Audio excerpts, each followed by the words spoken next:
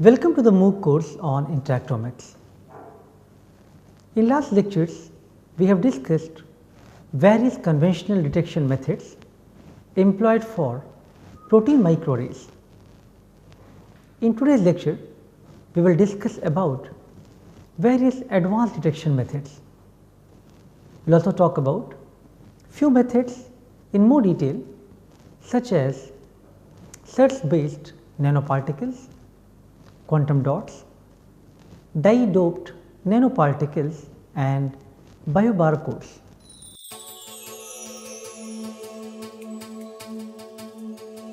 We will first start with surface enhanced Raman scattering or search based methods. Light which is incident on an atom or molecule is scattered back with same energy and wavelength. This is a generic phenomenon. However, Raman effect prevails in a small fraction of photons, where energy of scattered photon is different from the incident photons. Therefore, the improved optical properties are obtained because of enhanced electromagnetic field at the surface of the particle, which is detected by using spectroscopic methods such as search. The surface enhancing agents include gold and silver, as well as functionalization with target molecules which enhance the sensitivity of Raman spectroscopy. Let us now look at how the system has been employed for the detection methods for microarrays. The Raman dye labeling involves coating of antibodies on the array surface like gold by using the Raman dye directly on the gold surface, which are the nanoparticles probes. The visualization can be carried out by staining with silver enhancement solution as well as hydroquinone. The spots can be detected by Raman spectrometry coupled with fiber optic microscopy. As compared to the fluorescence based detection methods, the Raman dye labeled gold nanoprobes offer several advantages, which include high sensitivity, flexibility due to non-overlapping probes, sharp scattering peaks and cost effectiveness of the assays. However, there are certain demerits of using Raman dye labeled nanoparticles. These drawbacks include the complexity in synthesis of nanoparticles and the lack of uniformity.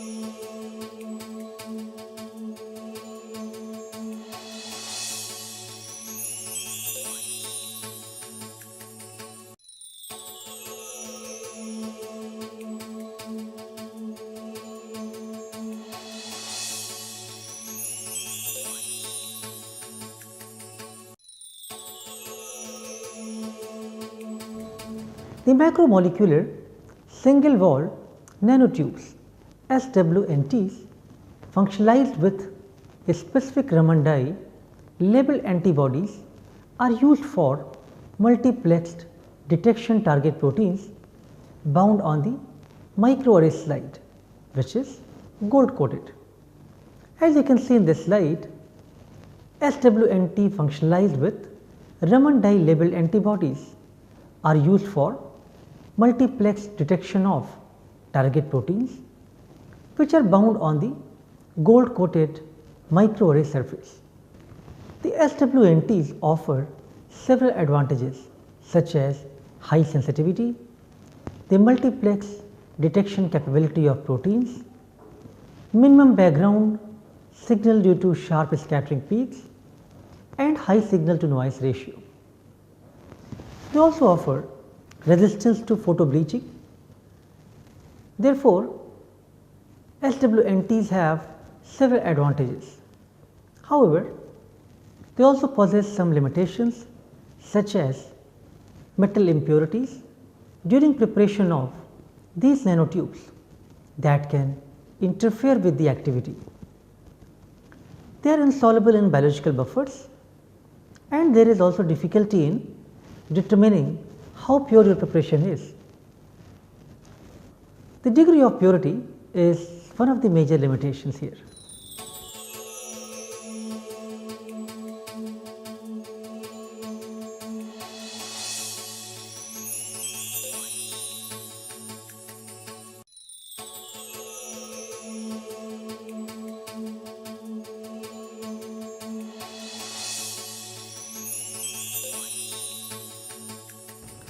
Let us discuss gold nanoparticles, GNPs.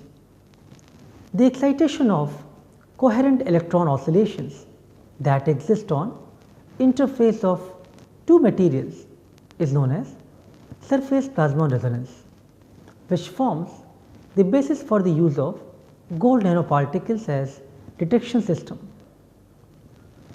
The proportion of light absorption to a scattering depends on the size of the nanoparticle. The large nanoparticles can be used for biological imaging due to the need for high scattering cross section.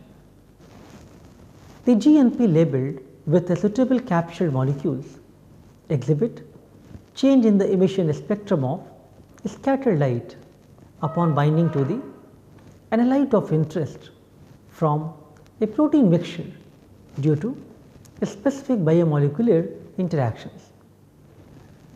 As you can see here in the slide, the change in the emission spectrum of scattered light directed upon binding of gold nanoparticle, which is conjugated with antibody to the analyte of interest. The gold nanoparticles offer several advantages. It has been used for several applications for sensitive detection of standard proteins. They provide improved optical property, superior quantum efficiency, show compatibility with wide range of wavelengths and chemical stability against photobleaching. However, there are certain limitations of using GNPs, which are similar to other nanotechniques such as biocompatibility and low cellular toxicity. The systematic cytotoxicity study should be performed if you want to use these GNPs for different protein microarray based applications.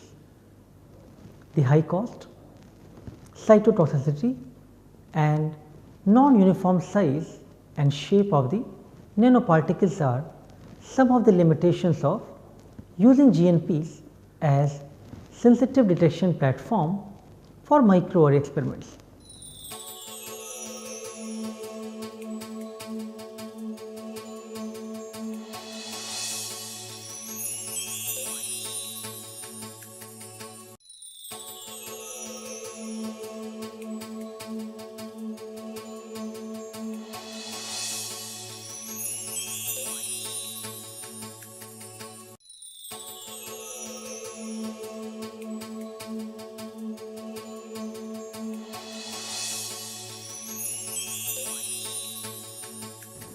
Let us now discuss quantum dots.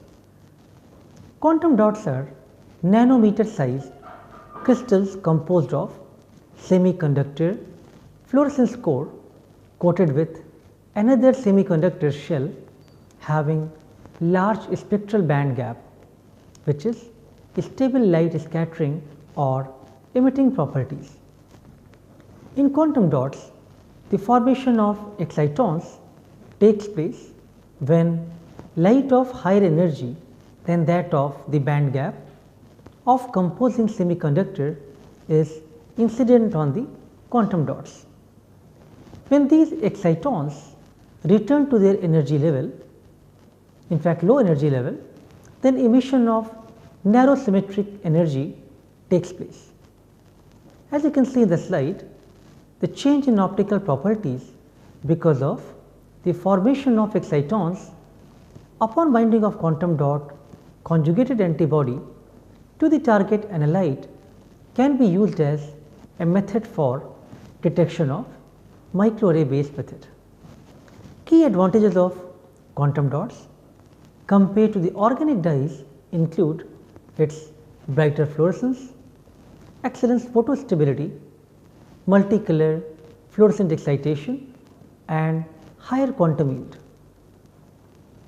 Despite its several benefits and applications in variety of biological sample, its demerits include toxicity. Therefore, quantum dots have shown various applications, but still they have certain limitations. We will talk some of these applications during the course of interactomics modules. Changes in the emission wavelength upon binding to the antibody conjugated quantum dots are recorded by the microchip and used for detection of various biomolecules. Quantum dots are capable of detecting molecules down to femtomolar levels and provide significant advantages over conventionally used organic fluorophores. In this interaction, we will see how quantum dots work. The inorganic fluorophores known as quantum dots have been developed that can conjugate with several biomolecules and be used for protein microarrays signal detection. They are made up of semiconductor devices which form excitons upon absorption of light.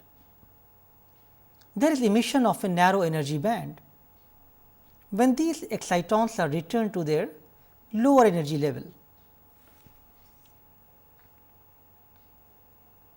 Let us click on these quantum dots to view how they work.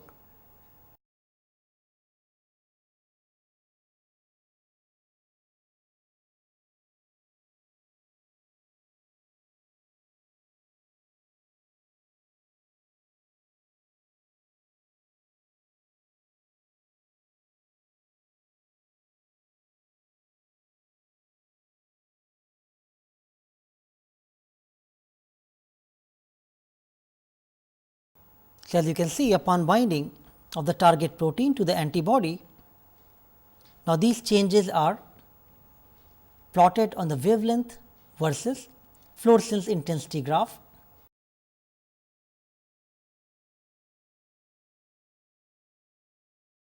So, these quantum dots can detect molecules with very high sensitivity in femtomolar range.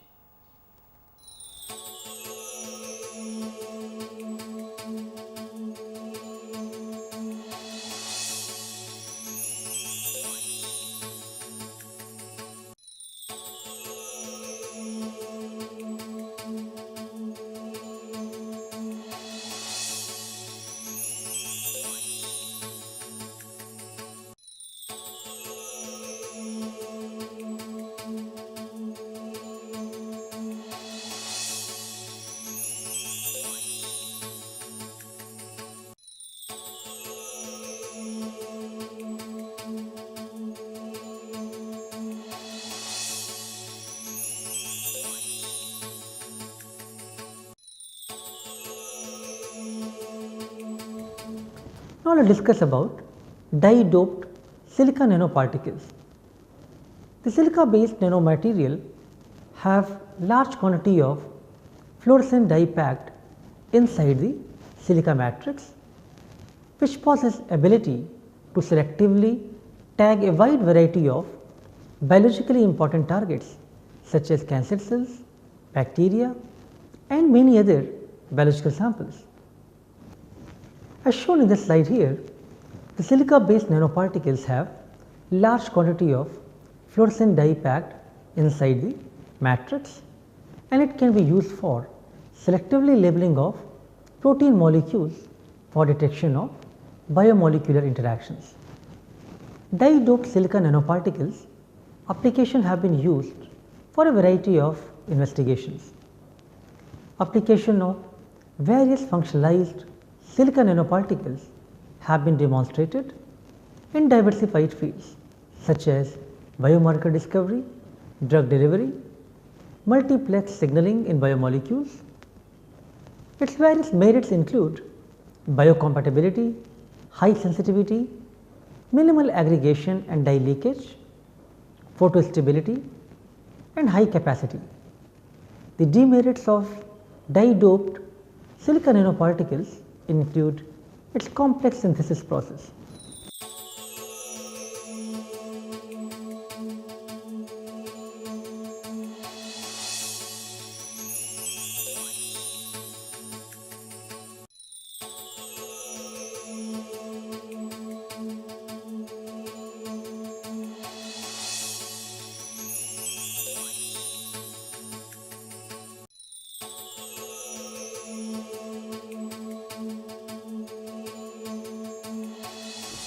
We will now talk about bio-barcodes.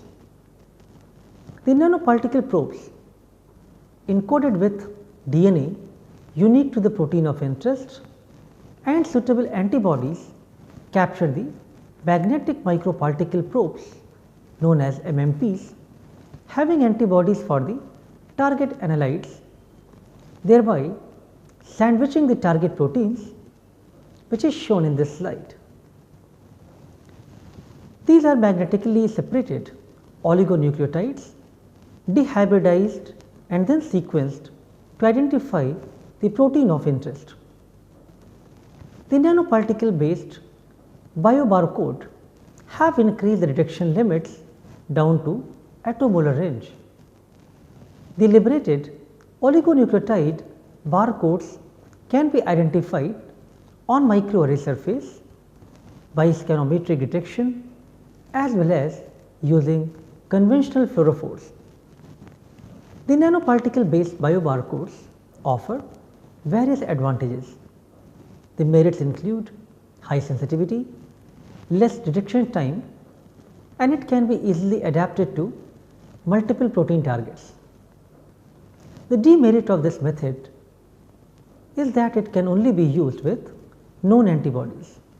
Therefore, the number of antibodies as well as good quality of antibodies is one of the limiting factor for performing the nanoparticle based bio-barcode assays. In fact, the same is also true for many applications in proteomics which also require antibodies.